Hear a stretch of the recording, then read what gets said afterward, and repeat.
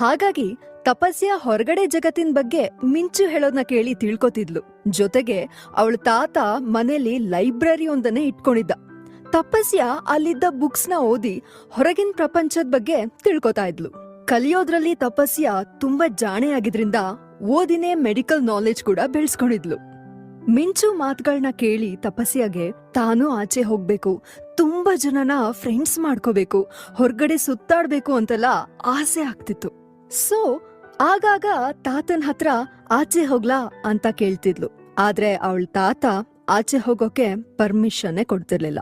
ಬದ್ಲಿಗೆ ಅವಳು ಹಾಗೆ ಕೇಳ್ದಾಗ, ತಪ್ಪಿಸ್ಕೊಳ್ಳೋ ಪ್ರಯತ್ನ ಮಾಡ್ದಾಗೆಲ್ಲ ಅವಳ ತಾತ ಶಿಕ್ಷೆ ಕೊಟ್ಟು ಬೋನ್ನಲ್ಲಿ ಕೂಡ್ ಹಾಕ್ತಿದ್ದ. ಒಂದಿನ ತಪಸ್ಯಾಗೆ ಆಚೆ ಹೋಗ್ಲೇಬೇಕು ಅಂತ ತುಂಬಾ ಅನ್ನಿಸ್ತಿತ್ತು. ಪ್ಲೀಸ್ ತಾತ, ಒಂದೇ ಒಂದ್ಸಲ ಆಚೆ ಹೋಗ್ಬಿಟ್ ಬರ್ತೀನಿ ಅಂತ ಅಮರೇಂದ್ರನ್ ಹತ್ರ ಬೇಡ್ಕೊಂಡ್ಲು. ಆಗ ಅಮರೇಂದ್ರ ಅವಳನ್ನ ಎಳ್ಕೊಂಡ್ ಹೋಗಿ ಒಂದು ಬೋನ್ನಲ್ಲಿ ಕೂಡ್ ಹಾಕ್ದ. 3 ದಿನ ಆದ್ರೂ ಊಟ ತಿಂಡಿ ಕೊಡದೆ ಶಿಕ್ಷೆ ಕೊಟ್ಟ.